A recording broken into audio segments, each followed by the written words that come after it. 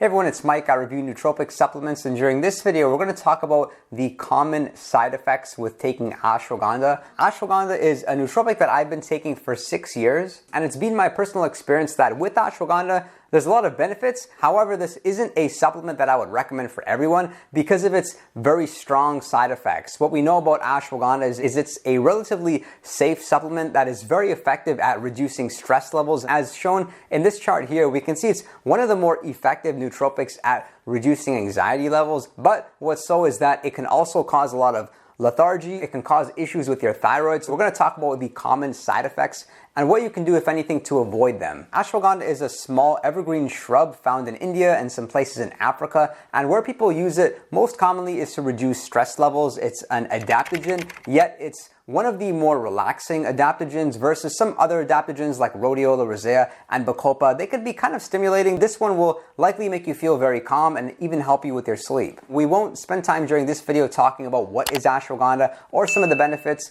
If you'd like to learn about that information, then I would recommend you watch this video here, because in this video, we're going to talk about the side effects and what you can do to avoid them. You can see that the most commonly reported side effect is the demotivation. So what that feels like is a lack of ambition, feeling relatively tired, and it's simply just easy to avoid work and find distractions for yourself. And because of this, you need to really think hard about taking ashwagandha. I would say if you are somebody that already has a very good work ethic and you're just kind of wired like that, kind of like myself, then you shouldn't be too concerned. But if getting to work is difficult for you, if taking action is a struggle, then you may want to consider taking a low dose of ashwagandha, or better just avoid it and take something else for stress like rhodiola rosea. Over here on Reddit, Nootropics, somebody asked, has anybody found a way to counter the ashwagandha extreme demotivation? To which response was, it's a pretty common side effect and there is no other way to counter it other than not taking ashwagandha anymore.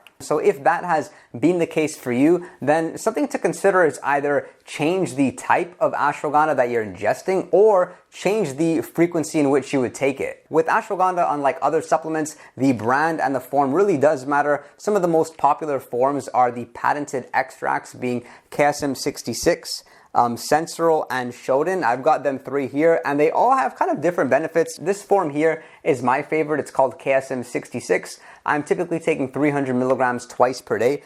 And some other common forms of it are the Sensoril version and the Shodan extract. And the main difference between these three is how relaxing they are. There is an active ingredient in ashwagandha called withanolides. So the higher the withanolides content, the more relaxing and sedating the nootropic seems to be. So with Shodan, for example, this is known to have the highest withanolides content. This is from Nootropics Depot. It says that its minimum withanolides content is 35%. So for that reason, you would only take something like Shodan maybe before bed if you need something to help you relax and go to sleep. Or for example, if you're going through something very stressful, maybe you're going through a divorce, maybe you're trying to get over some sort of tragedy, that's where ashwagandha can be very good. But when it comes to performance, you may want to consider trying the KSM 66 if you haven't already. I haven't had too many issues with this one. And the other thing is changing the dosage. So because ashwagandha is known to relax you, I personally don't recommend that you take it pre-workout. I avoid it around my workouts, and I don't personally take any ashwagandha in the morning. My first serving of ashwagandha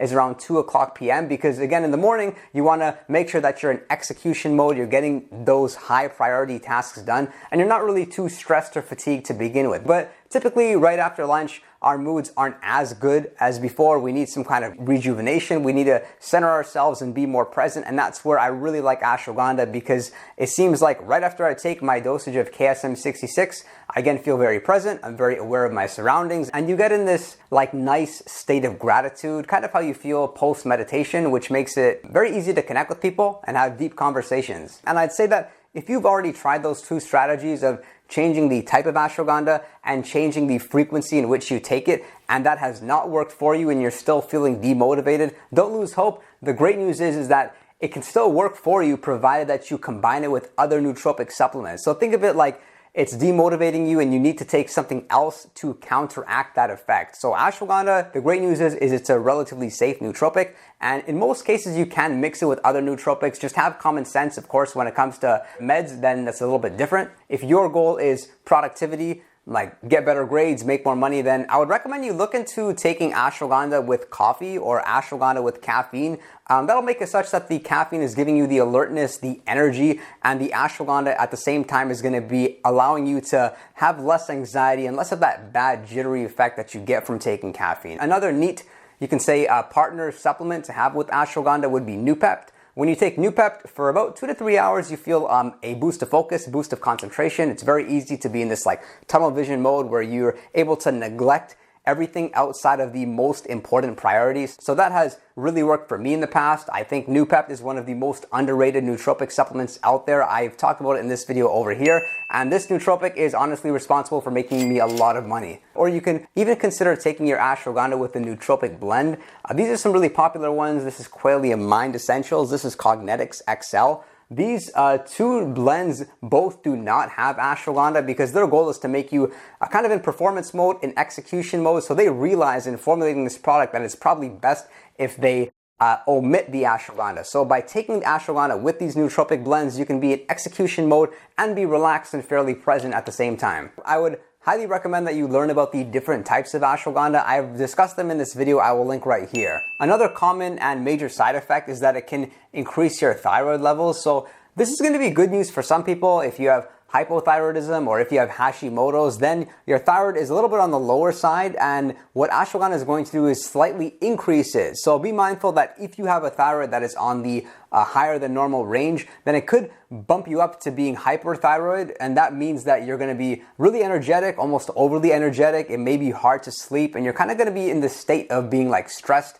and in a fight or flight response all day long. So if, for instance, you have hyperthyroidism and then you were to take ashwagandha on top of that, that could be really dangerous. It can even lead to heart failure. Another side effect to be mindful of is that it can decrease blood pressure levels. This is probably not relevant to most people, but if you're somebody with already low blood pressure levels, then you want to ensure that you're not taking ashwagandha and making things worse. So be sure that you take it under the guidance of a doctor. One of my personal favorite studies on ashwagandha is this one here, where they took 64 stressed adults and they started giving them 300 milligrams of ashwagandha daily, and then they checked up on them at the end of the study. And although that the conclusion of the study showed that ashwagandha reduced stress levels by 69%, there were 6 adverse effects that were reported in the ashwagandha group. Some of the side effects reported include nasal congestion, constipation, that's pretty common, cough and cold, drowsiness, and decreased appetite. However, though, fortunately, it says that all adverse effects were mild in nature, which is the great news. Like I mentioned, ashwagandha is relatively safe.